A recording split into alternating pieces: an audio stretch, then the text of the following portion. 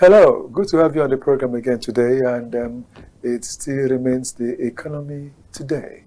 And this day, as every other day comes out, we have something to talk about. That's why we are here in the first place.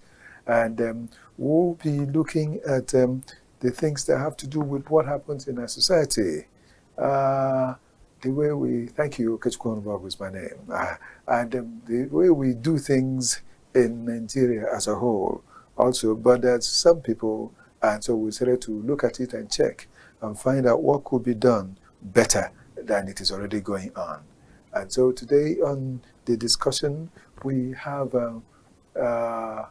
welfare in the economy, and we also want to find out how we can help taking care of the vulnerable. That's what we have as a topic. And I won't be alone on this discussion today, on this program today. I have a special guest. I always want to say whenever she's around us, and she's here to share the moments with us. I am talking about someone that is an advocate for the vulnerable, a voice for the vulnerable, talking about Ambassador Frida Irabo. Good to have you on the program, Frida. Thank you very much, sir. All right. We'll be discussing this topic, as I said, but before we go on with it, I want to say we'll look at the stock exchange. Of course, you know that the stock exchange today is what has happened last week that we'll talk about, because it's the beginning of the week. And so at a time like this, it is just starting. And so we'll give you what we have had, and we'll go on. Let's take the stock exchange. The federal government has warned that Nigeria's inflation rate could climb to 20% if the recent increase in global crude oil prices continues. The warning was issued in Lagos by the chief economic advisor to the president, Tope Fasuwa, who said rising oil revenues may be eroded by inflation if not properly managed. He noted that although higher crude prices are boosting national earnings, the benefit could be offset by rising living costs and economic pressures. Fasuwa also projected a larger national budget of up to 100 trillion naira, arguing that increased borrowing by states may be necessary to finance infrastructure and drive development. He stressed that Nigeria's revenue base is shifting, with tax collections becoming more significant than oil earnings, while urging stronger investment in transformative infrastructure across the country. Meanwhile, Nigeria's foreign exchange market recorded a total liquidity of $10 billion in April 2026, according to data from the Central Bank of Nigeria, marking a slight increase from the previous month. Trading activity also surged, with transaction volumes rising sharply as Naira ended the month slightly stronger against the US dollar in both official and parallel markets. The CBN says the gains reflect a more market-driven exchange system supported by increased liquidity and growing investor participation, even as external reserves dipped marginally during the period. Despite the decline in its reserves, the Central Bank of Nigeria maintains that Nigeria's external position remains strong, backed by improved inflows and steady remittance levels. And now, in related development and stock market, the Nigerian Exchange Group has reported a sharp rise in first quarter earnings, with revenue more than doubling on the back of increased trading activity and stronger investment income. The exchange operator said revenue rose by 103% to 7.22 billion naira in 3 months ended March 2026, compared to the same period last year, while profit after tax also recorded a significant increase. The performance reflects renewed investor confidence in Nigeria's capital market, supported by higher participation from domestic institutions and improved macroeconomic stability. The NGX, which operates Nigeria Stock Exchange, earns income from transactions involving equities, bonds, and other securities, benefiting directly from rising market activity. On multilateral loans, Nigeria's debt to the World Bank increased by $2.08 billion in 2025, reaching 19.89 billion US dollars as of December 31st, according to data from the Debt Management Office. The figure represents an 11.7% rise from the previous year, driven mainly by higher borrowing from the International Development Association and International Bank for Reconstruction and Development. The report shows that World Bank loans remains Nigeria's largest external creditor component, accounting for more than a third of total external debt stock. And on gas supply, Nigeria's LNG Limited says it has committed all of its liquefied petroleum gas LPG production to the domestic market in response to rising local demands for cooking gas. The company's managing director, Adeleye Falade, says the strategy is aimed at improving local supply while also supporting Nigeria's broader gas development goals. And LNG also disclosed plans to boost production capacity by about 35% once its Train 7 project comes on stream next year. Development expected to increase both domestic supply and export earnings. Business news: the World Bank has projected that global urea prices could rise by more as 60% in 2026, raising concerns over fertilizer affordability and food security in developing countries. In its latest commodity markets outlook, the bank attributes the expected surge to tightening global supply, higher energy costs, and geopolitical tensions affecting key production and shipping routes. The report also notes that higher input costs may reduce fertilizer usage, threatening crop yields and worsening food inflation, especially in import-dependent economies.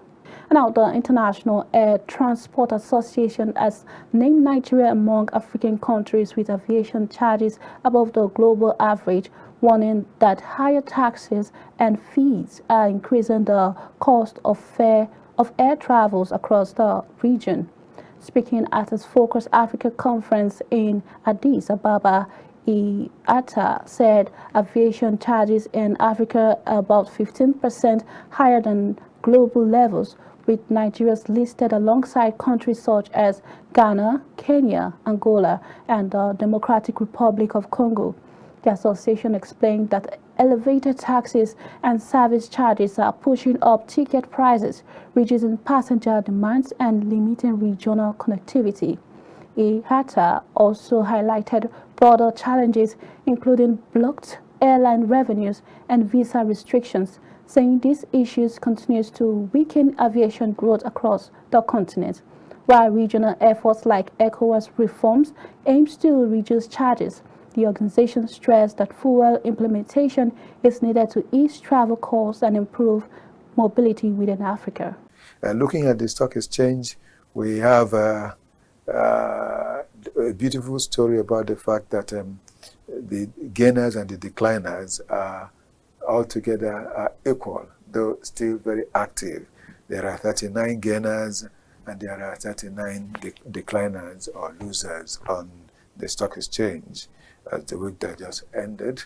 And that week that ended, we had the market opened. Within that week, the market opened for 4 days, of course, because the last day was a public holiday. And so we say this week, that is that week. And 4.842 billion shares, worth 287,756 billion naira in 332,453 deals happened. And last week was 3,805 billion shares, worth 213,955 billion naira in 297,202 deals. That was what happened. And looking at the top gainers, or if you like, Lafarge Africa led the gainers with plus 10% to 324 naira 50 kobo per share, and followed by industrial medical gases that also had 10% gain. FTN Cocoa Processing also came third, taking that position with also 10% gain, while Austin Lars happens to be the fourth group on 9.71% gain that they had. And now looking at those who are the losers, UBA led the team of the decliners, or losers as they may be called. UBA lost 10% to 44 naira 55 kobo per share. Trans Nationwide Express, Jais Bank, and Berger Paints were all part of the losers, so led by the UBA. And then if we look at the most traded, the most active, it was Access Holdings. Access Holdings came with 220 million shares, 220 million shares, followed by Fidelity Bank, then Wema Bank, as well as Linkage Assurance. These were the ones that led. It's important that we mention these because they are the ones that will give us exactly the perfect performance. And looking at another sector, the industrials led. NGX industrial index is +4, that is 4.86% gain to 80% year to date.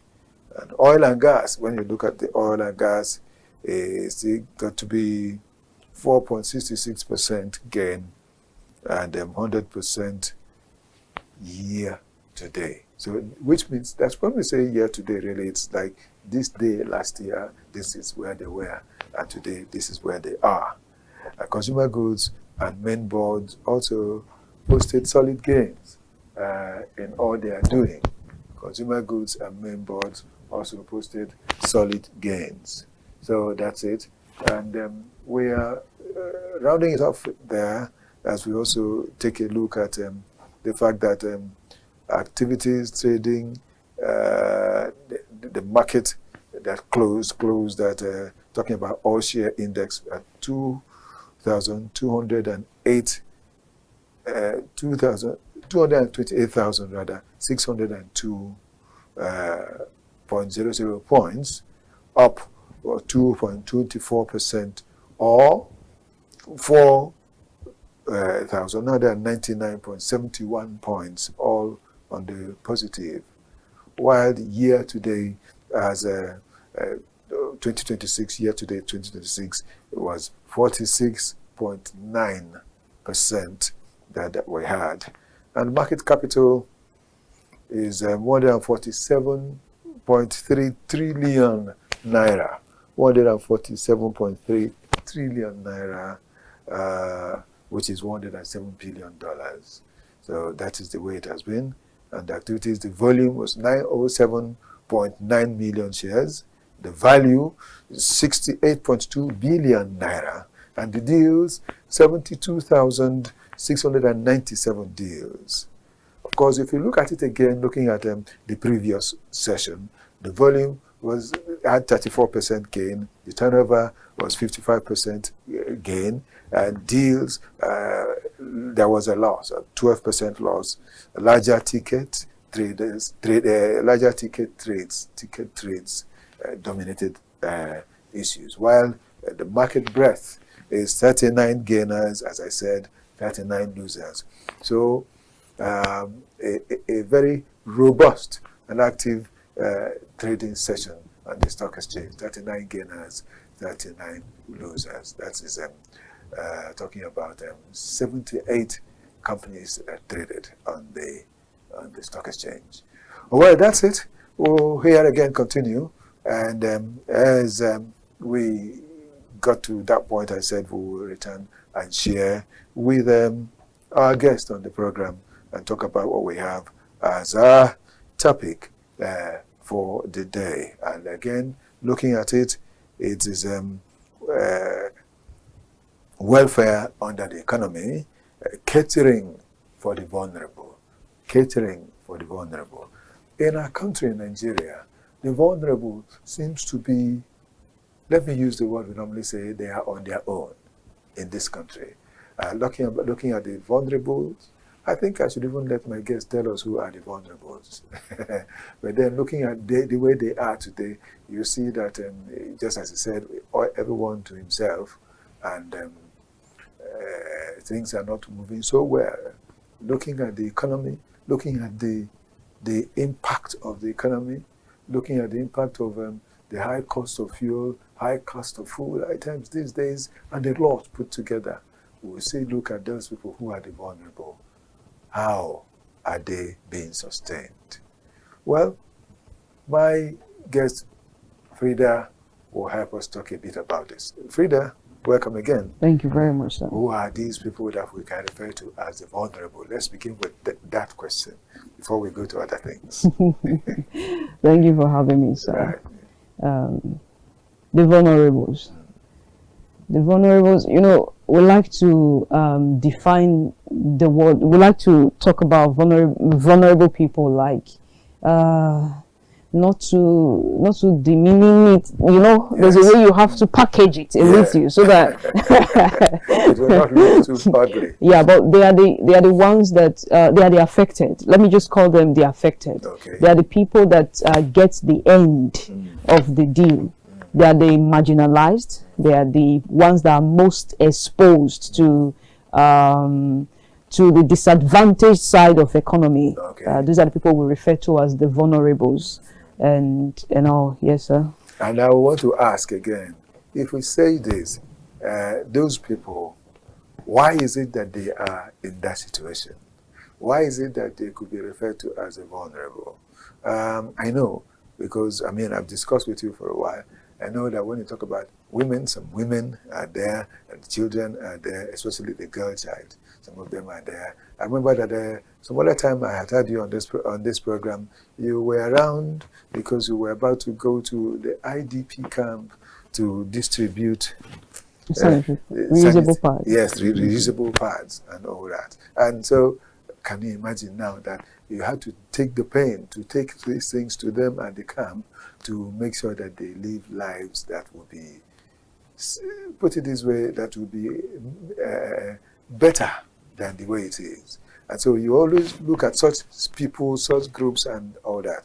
And I'll ask, so why is it that they are referred to as vulnerable? You should know better than myself. Yeah, of course. You know, life, just the way our fingers are not equal, so life is shaped on, we are unequally yoked. Life is shaped uneven, you know.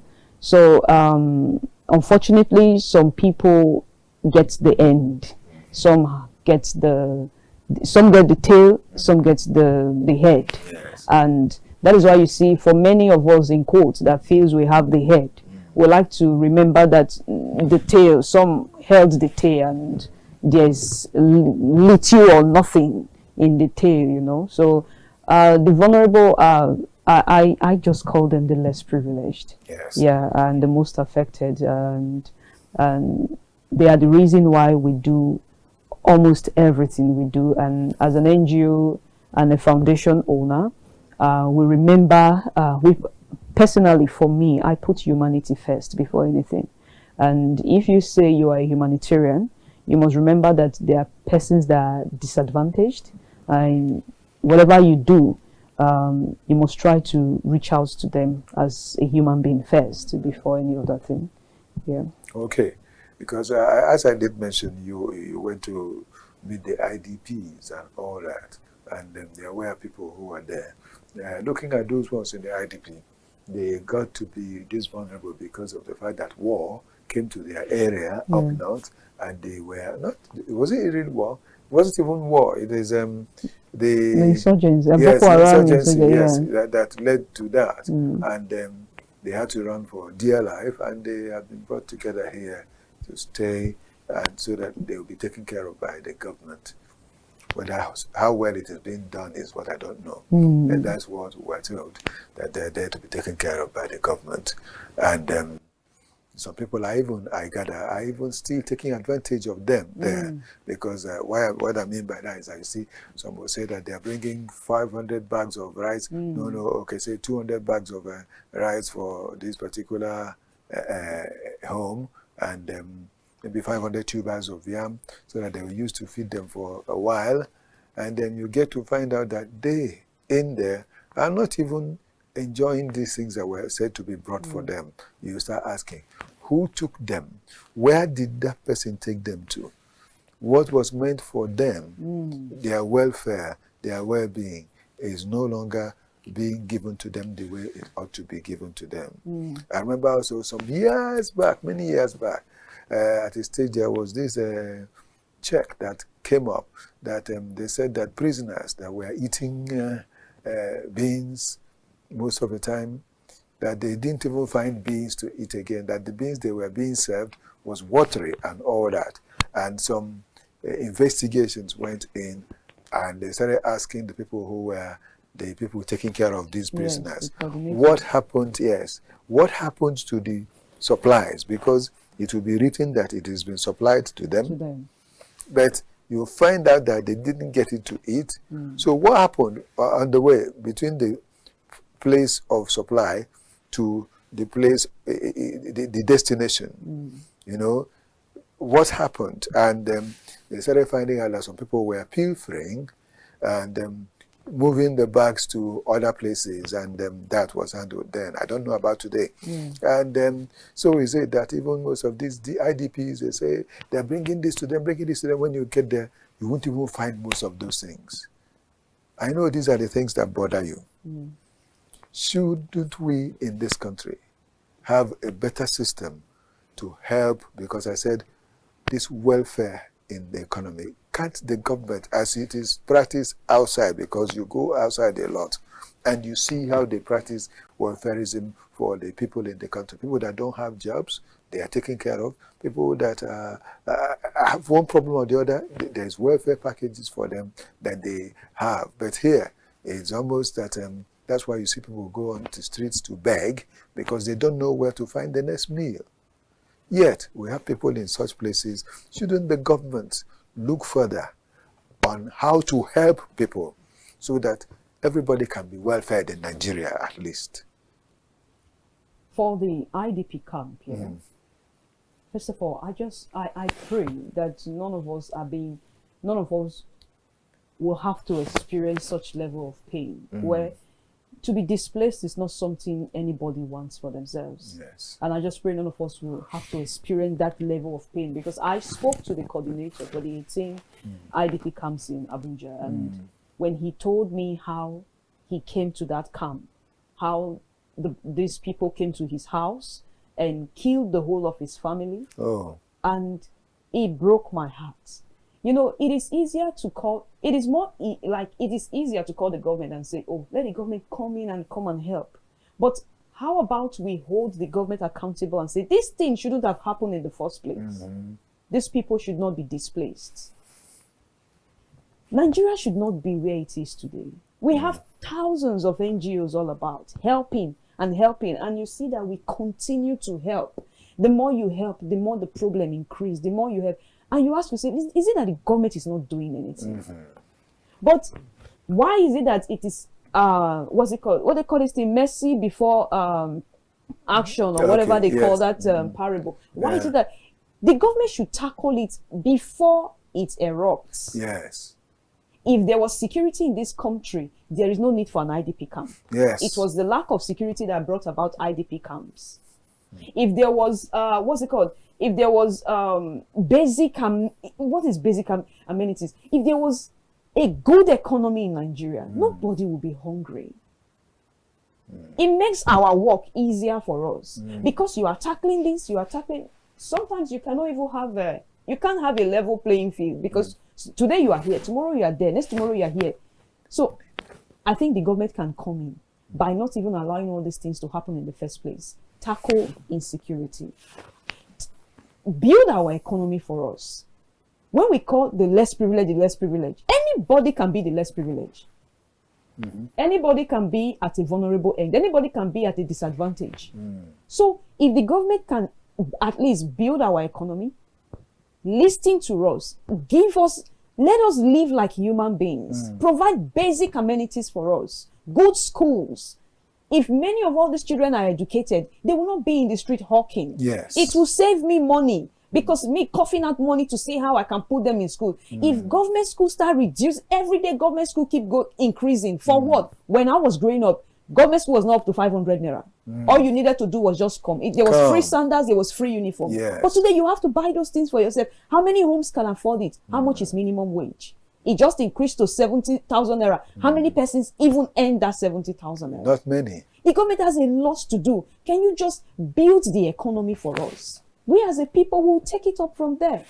So if we are saying, oh, they have to come in, let's try and supply these people pads at the IDP camp, let's try and distribute bag of rice, it won't solve anything. We'll keep helping and helping and helping, and more people will keep coming into. Because the insecurity still grows. Yes. But if the government can say, okay, we need to tackle insecurity, we need to boost this economy, we need to help the people with transportation, we need to look into school sector, we need to look into the medical sector, it will ease us a whole lot of stress. In the government, there is even a kind of an office that has been created. It started under the Buhari administration, the Ministry of Humanitarian Affairs.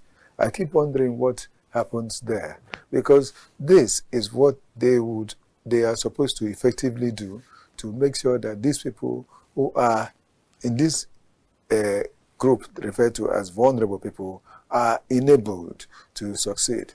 I remember then that when the former minister that was there, the lady, I remember there was a question that the press brought forth to her, and she was asked, why is it that you're sending the national money, national cake, you're sharing it for only one side of the country?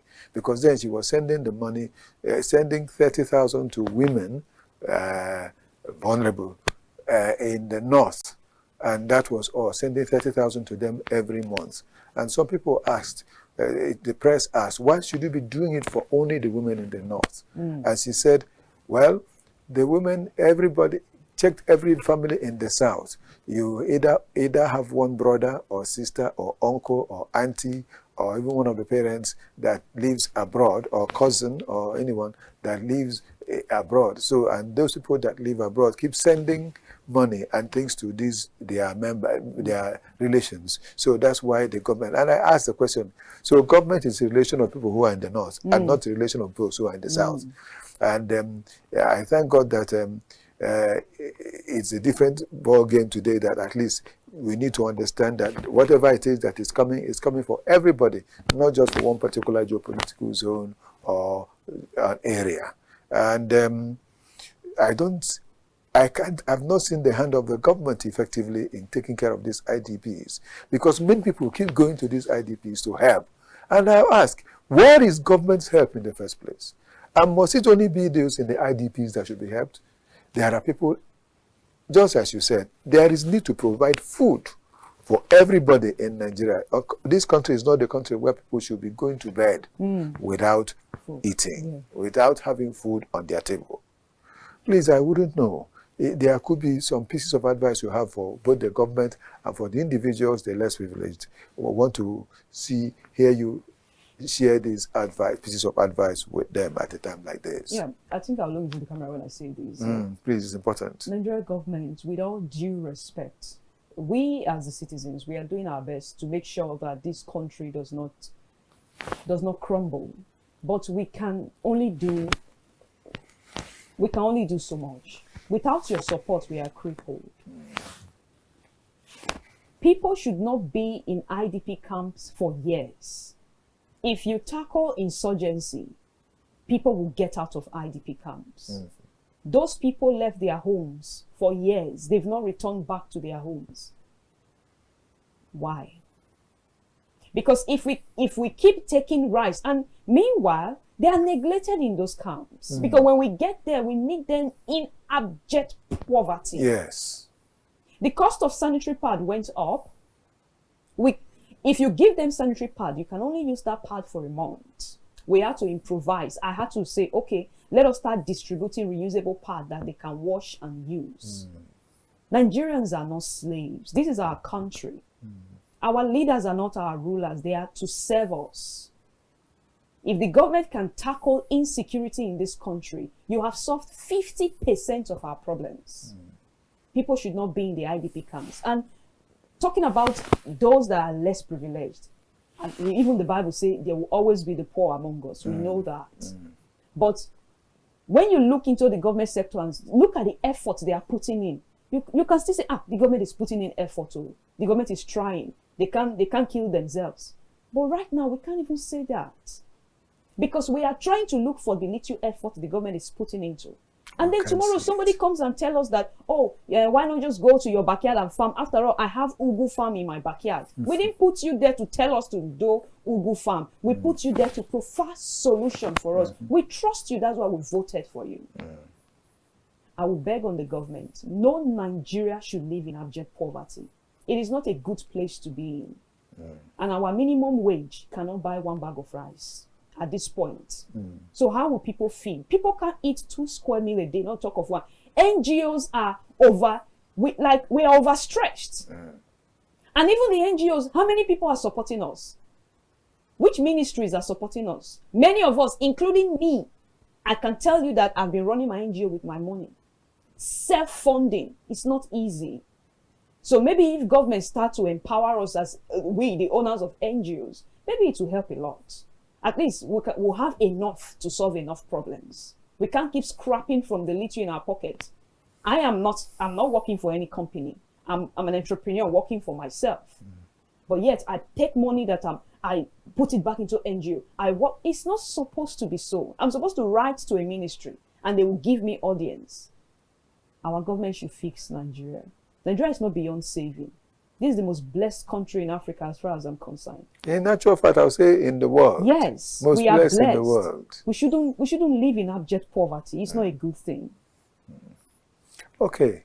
There are people who are themselves involved in this situation. I mean, when you meet them, I have gone to IDP camps. I have seen things that each time I remember, I'll start crying. I'll start shedding tears because I would say if I had known, I wouldn't have gone to any.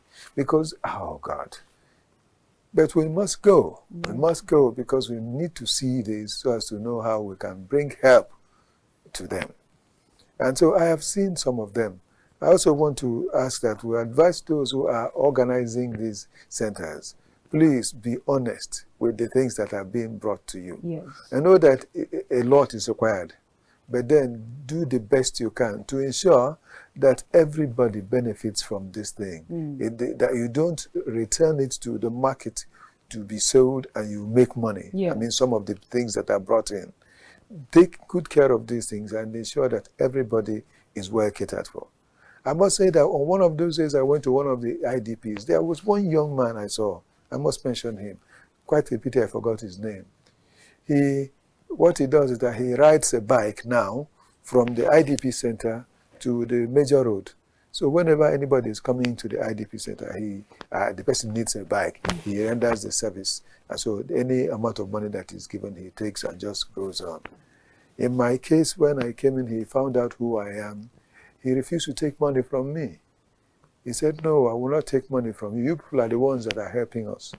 It was through your help and talk about this thing that I even got someone that came and gave me this bike. And I'm using it to make some money while staying here. So people like you have helped many. We beg the government to help them. This keke, the tricycle thing, and bikes, they can still bring it to some young able-bodied men there. So they can use it to be doing businesses and coming back there. When you support these ones, they themselves will begin to support the home, that it will be better for everybody. But when they are left, the idle mind, they say, is the devil's workshop. You make them begin to think of how do we get out of this place to do things. And kidnapping becomes the next option, yes. And they could go for it. So we beg you, involved, do the best you can. Don't forget, while in office, one day you will leave. Power is transient. Yes, power is transient. What would you be remembered for? What have you done that people will remember you all the time? People keep remembering Mrs. Akunyele up to today. Dora Akunyele, Dr. Mrs. Akunyele, because of all the great things she did. What will you be remembered for? The one you have done. For me right now, I thank God that Frida is here. Frida is a young lady, and so we expect her, she will see, I pray, if nobody else does. I pray for her that she will live quite old in life so as to see the good result of what she has put in and see it work. And so we pray that people like her will grow. They will have more capacity and a lot more will happen. But you, government, you must assist them. So we'll ask, look out for them and see how to be of assistance to people like this so that our nation will be made better. I want to thank you, Frida, for being here on this program today. And I want to, before we conclude, ask you, there could be some other thing you want to say that I have not permitted, I have not brought forth. You may have some other points you want to bring forth for us to discuss and conclude. Please, you're free. Thank you very much. And if you have appeals to make, also was make something it. I wanted to say earlier. Yeah. You know, when we're talking about less privilege, in my mind, I'm like, as far as I'm concerned, the whole of us in Nigerians are less We're less privileged. Because you go to another man's country, the Western world, in quotes, and then these people have 24 hours light. This is something that you can have in your country, but you are not giving. It's your right. So you are less privileged. When you leave this country and get to another, you will see how less privileged you are. Oh. Yeah, so we are part of the vulnerable. It all boils down to the government. How are you helping your people? Look at what is happening in South Africa. When those people come back to this country, what are they falling back to? Is there a government that will empower them the minute they come to this country? They've built their life outside the country, and now they are being stripped of those things. The only solution is to come back to their country. But come back to what? A country that there's nothing to come back to.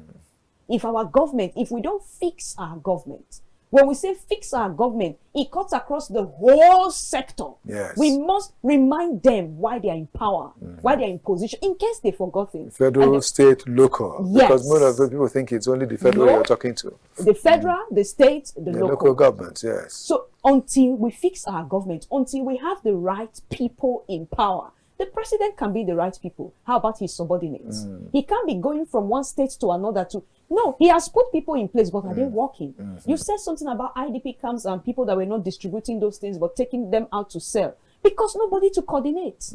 They fix a road today. The road gets bad tomorrow. Nobody is going there to check.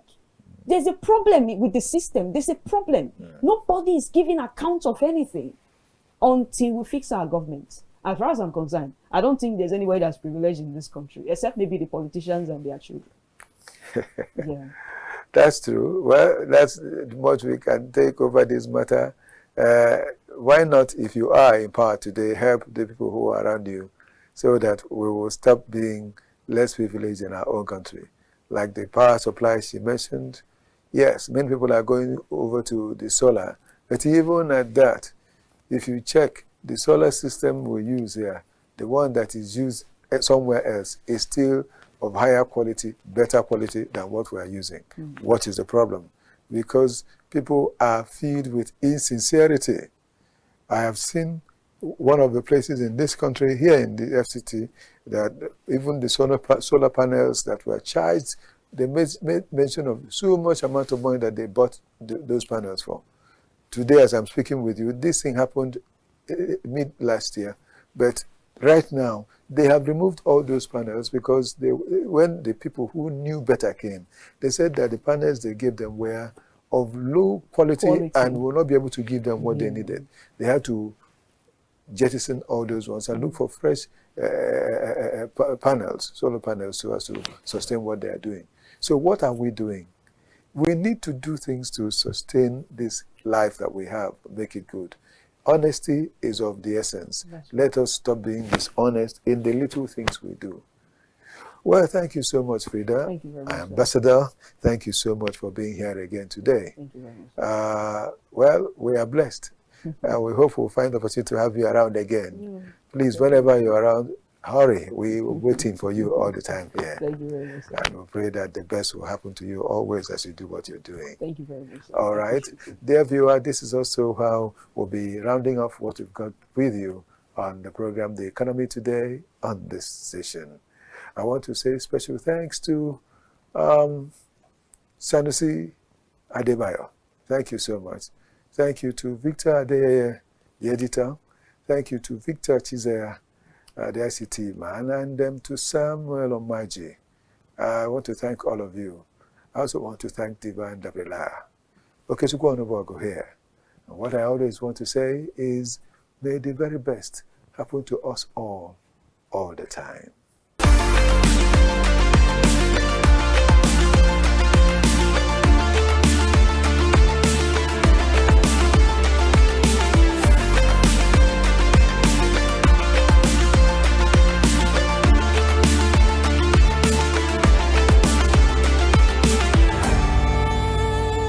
Hey viewers, welcome to another episode of Chronicles in 5. Today we'll be speaking on etiquette. Etiquette doesn't have to be complicated. Good etiquette is all about making people feel comfortable and helping you navigate any situation smoothly. Why is etiquette even important? Etiquette is important because it establishes a set of social norms and expectations that help individuals interact with each other in a respectful, considerate, and appropriate manner. Etiquette provides a framework for cautious and respectful behavior, which can help prevent misunderstandings, conflicts, and social awkwardness. It also causes or creates a sense of decorum and professionalism in social and professional settings. Having good etiquette shows respect for others and their cultures, values, and beliefs. By being mindful of others' feelings, beliefs, and expectations, we can create more positive and harmonious relationships. Now, here are 12 etiquette rules that everyone should master. 1. Use proper greetings. Always greet people with a smile and a hello. If you are not sure what to say, a simple hello, how are you will suffice. When meeting someone for the first time, it is also important to introduce yourself and make eye contact while shaking hands. But be careful not to overdo it to avoid being misconstrued. 2. Say please and thank you. There's a basic manner or the basic manners that shows gratitude and respect. Always say please when making a request and thank you when receiving help from others. You remember that 5 magic words we grew up with. Please excuse me, sorry, thank you, and the last one, pardon me. Let me add, you're welcome. Alright, the third one is practice good table manners. This includes using utensils properly, keeping your elbows off the table, and chewing with your mouth closed. Also, wait until everyone is served before starting to eat. If you have to pick your tooth, please do it with a toothstick or the toothpick like we call it, and do it discreetly. Trust me, no one wants to see your 32 on the dining set. 4. Be mindful of your language. Avoid using foul languages, especially when you're in public places or around children. Use polite and respectful language at all times. 5. Respect people's personal space. Don't stand too close to people, and always ask before touching someone. Be aware of your surroundings and respect people's privacy. If someone lends you their phone to check a picture or a message, please do not swipe left or right without their consent. Now the next one is to dress appropriately. Dress appropriately for the occasion and location, taking into account the dress code and cultural norms. If you are unsure of the dress code, remember there is always better. 6. Dress appropriately for the occasion and location, taking into account the dress code and cultural norms. If you are unsure of the dress code, remember that it is always better to be slightly overdressed than underdressed. Remember, you dress the way you want to be addressed. Take care of your personal hygiene, including bathing properly and regularly, brushing your teeth, and wearing clean clothes, using friendly cologne and deodorant, hair creams, and all. 7. Be a good listener. Pay attention to what people are saying and show interest in their opinions. Avoid interrupting or dominating the conversation. Also, be respectful and considerate of other people's opinion. 8. Put your phone away. Avoid using your phone or other electronic devices when in the presence of others, especially during a conversation or meeting. It is disrespectful. 9. Practice good communication. Be clear and concise when communicating with others. Avoid using slangs or jargon that may be unfamiliar to the other person. Be mindful of non-verbal communication, such as body language, as it will convey a lot of information about your intentions and emotions. 10. Be punctual. Show respect for other people's time by being punctual for appointments and meetings. If you are running late, let the other person know as soon as possible. 11. Sit or stand properly. Now, the right way to sit as a lady seems to be gradually disappearing. In the past, sitting properly is top on the list of rules every girl should learn to become a proper lady fit for the society. There are so many funny slangs and code languages used in telling ladies to sit properly in the public. The most common ones I can remember is, "Auntie, when can you wash